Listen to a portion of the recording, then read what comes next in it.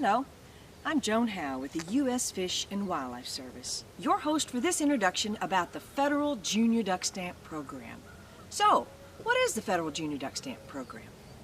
Actually, it's a U.S. Fish and Wildlife Service program where we get to talk about wild ducks, geese, and swans. That's a group of wildlife we call waterfowl. It's also where we talk about the habitats where they live, like wetlands, lakes, rivers, and seashores. All things water, get it? That's why they're called waterfowl. And we talk about how important those habitats are to their survival and how we need to sometimes conserve and protect those habitats for the waterfowl so they can survive. When we do that, it's called conservation. But the best part is we take all that we have learned and instead of writing about it, we draw it. The Junior Duck Stamp Program is first and foremost an art contest where you get to draw wildlife, specifically ducks, geese, and swans, in their natural habitats. Then if you want, you can submit that artwork into a contest. First we will judge those entries in the statewide contest. Then if you win that, you get entered into the nationwide contest. And if you win that, you get called the best student waterfowl artist in the United States, and they actually make a stamp out of your artwork. But I'm getting ahead of myself. Let's start at the beginning, shall we? Where did the Junior Duck Stamp Program come from? It all started long ago, once upon a time, when this nation was young and the settlers first began to arrive in the New World. They saw endless resources of land, water, and wildlife and truly believed they couldn't have any impact on them. But as settler numbers increased, the pressure on wildlife and the places they lived also increased. Then people began killing wildlife in mass numbers to sell in the marketplace, which began to hurt wildlife populations, and they became known as market hunters. And a good market hunter would kill hundreds of waterfowl a day. They even created a punt gun that was designed to make hunting even easier. This punt gun could easily wipe out anywhere from 50 to 100 waterfowl in a single shot. So what were they doing with all these birds? Well, they were being sold for meat and women's fashion. During this time, feathered hats were all the rage, and the more feathers you had atop your head, the more notable you were. Market hunters were causing waterfowl and many other bird population numbers to gravely decline, some even to the point of extinction, which means none are left alive and will never be seen again. But that wasn't the only problem waterfowl were running into. They were also suffering from the loss of their habitats. Wetlands were being drained and turned into farmland, so the waterfowl were running out of places to stop and eat and to rest and recover for their journey, causing many not to survive. You see, the real problem was that there were no laws or restrictions to protect them or their habitats, and people could really do whatever they wanted. This was a dark time for our wildlife, and just when things seemed hopeless, some early conservationists and sport hunters began putting things in motion, working alongside a dynamic president by the name of Theodore Roosevelt. They began working together to put laws in place to help the wildlife and the places they lived, and some of those important first wildlife conservation laws basically said that wildlife were important enough to keep around and steps must be taken to protect them and the habitats where they live. By the way, did you know that during his presidency, President Theodore Roosevelt, an avid hunter and fisherman himself, created the first National Wildlife Refuge along with 53 more. He also created the first national forest and doubled the number of national parks. These are all areas where lots of wildlife live and thrive today.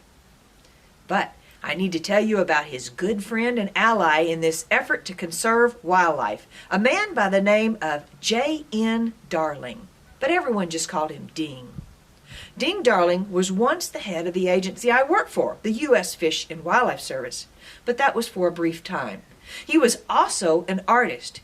He loved to draw cartoons and was what they called a political cartoonist. Many of his cartoons had messages about conservation of wildlife and their habitats. You see, he believed that people could benefit from nature without destroying it. Now, Ding Darling had a great idea to solve a big problem. You see, if wildlife are in trouble, you have to do two things: stop their destruction, and stop the destruction of their habitats where they live. But if you really want to turn things around and have more wildlife like waterfowl, you have to not only protect the lands where they live, like wetlands, you have to start restoring those wetlands that have been damaged. But of course, this is very expensive to do. So where were they going to get all that money? Well, Ding Darling's idea was to get waterfowl hunters, the folks that really wanted more ducks around, to help pay for the land and restore their habitats and put it into publicly owned lands like national wildlife refuges or other public wetlands. And that's just what they did. In 1934, they passed a law called the Migratory Bird Hunting Stamp Act, otherwise known as the Federal Duck Stamp. With this act, hunters had to purchase a stamp in order to hunt, and that money was then used to purchase and restore wetlands. Even today, migratory bird hunters still have to buy a duck stamp, and over the years has raised enough money to buy and restore over 6 million acres of habitats for wildlife, making it one of the most successful conservation programs ever. Another cool part of Ding's idea was to use art to make the stamp, like a drawing or a painting of waterfowl in their native habitat. He even drew the art for the very first duck stamp that was sold for $1. At first, they just asked some great wildlife artists to create the stamp art each year. But in 1949, they made it into a big art contest to see who could draw the best duck stamp. That contest continues through today for anyone 18 years and older, and to win it is a huge honor. But why just do this contest for adults? Why not teach students about waterfowl and let them design a duck stamp too? And so another great idea was brought to life in 1989, which officially began the Junior Duck Stamp program. The program was designed to engage students in the conservation of waterfowl and wetlands through a fun, engaging experience combining science, art, and even technology. So, that brings us to today. This is where you enter into this story. You are being asked to be part of this unique experience by participating in the Junior Duck Stamp program. In another video, we're going to talk more about waterfowl, like some basics of ducks, geese, and swans, and even head out to a national wildlife refuge to show you some of their habitats. We might even get lucky enough to catch a glimpse of some of the wild waterfowl hanging out there this winter. We are also going to talk a little bit more about what it actually means when we talk about conservation of waterfowl and their habitats. All the information in that video will help you in designing your own duck stamp. Think of it like learning a subject, but instead of writing about it or taking a test on it, you create your own art masterpiece to show what you have learned. Don't worry about it being perfect, just be creative and make it what you want. But there are some rules to the contest, so let's go over those real quick. Even though it's called a duck stamp, it can be any species of native North American waterfowl. So, it can be a duck, goose, or swan. Your teacher will have the list of the ones you can choose from, or you can find it on the Junior Duck Stamp website. For your art piece, choose one species to be the main focus. Once you've picked your species, you'll have to do some research to learn about what habitat it lives in, because you'll need that for the background for your art piece. You don't want to draw a duck that lives in the ocean on a log in the middle of a swampy wetland.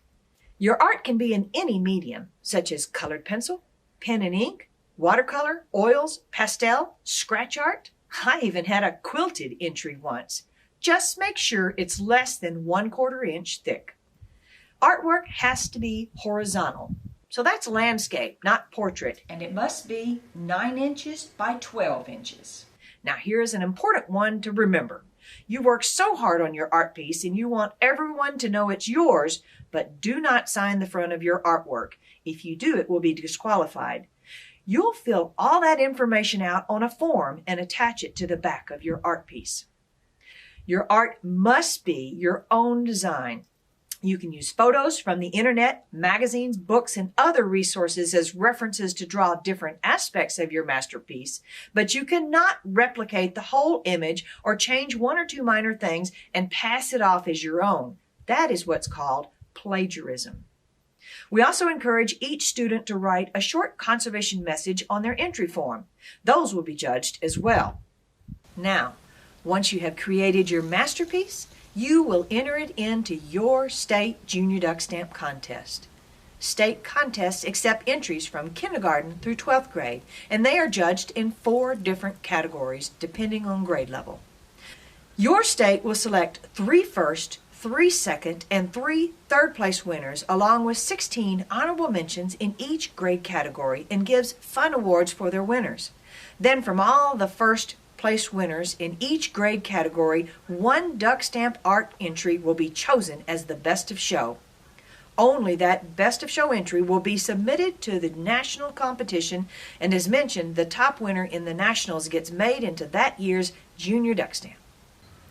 Well, again, I'm Joan Howe with the U.S. Fish and Wildlife Service.